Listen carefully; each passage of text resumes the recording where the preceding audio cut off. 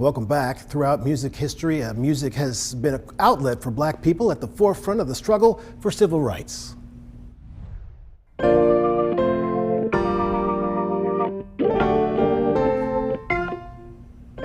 When it comes to the Montgomery bus boycott, that story is no different. The 13-month mass protest ended with the Supreme Court ruling that segregation on public buses is unconstitutional. But it took a lot of sacrifices for black activists to reach that result. WVTM 13's Erin Llewellyn spent a day in Atlanta speaking with a woman at the center of the soundtrack for liberation and freedom during the boycott.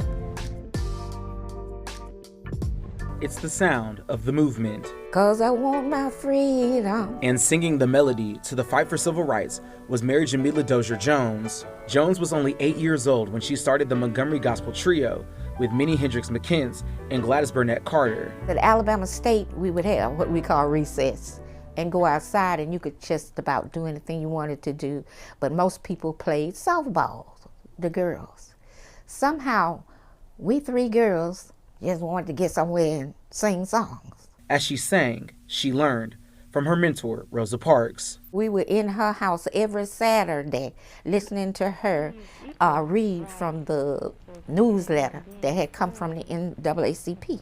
And we would sit down in her living room and we'd sing some songs, of course. In December 1955, when the Montgomery bus boycott started, the children found themselves at the center of it. We were accustomed to seeing that.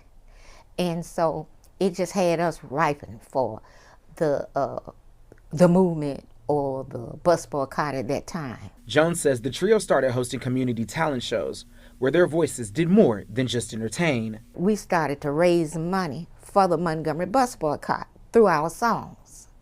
And so we would go from one tea to the other, singing the song and then raising money. That money helped buy food, pay for taxis, or even bailed activists out of jail. Later, at 13, Jones learned the true impact of her voice, a lesson she'd never forget at a civil rights training ground. As students watched a movie, white police officers came in, turning the lights off. Goodness, you could feel the tension in that place.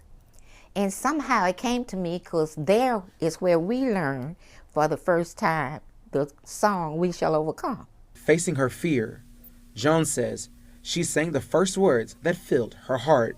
We are not afraid. The man came up to me, I think with a flashlight or something, and he said, if you got to sing, do you have to sing so loud? I'm saying, hear this man to myself. Got the power of the lights and turn them off.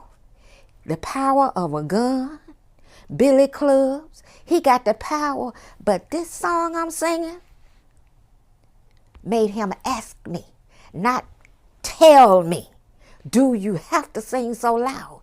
I tell you that was the time I really knew the power of our songs. She and the gospel trio continued their soundtrack for revolution during the freedom rides too. Ain't gonna ride no bus no more. We would add verses to that, ain't gonna ride no bus no more, and all saying, hey, y'all can have that bus if you want to, but until you all change the way you are treating us about this bus, hey, we walking. If you miss me from the back of the bus and you can't find me nowhere,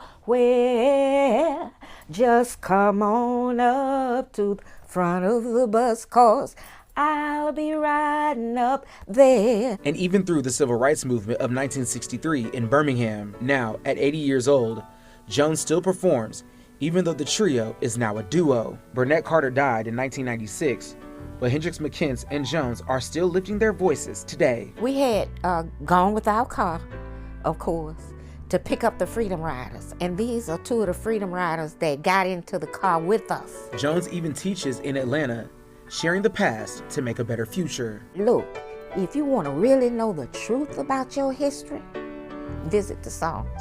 Never letting her light be dimmed. In Atlanta, Erin Llewellyn, WVTM 13.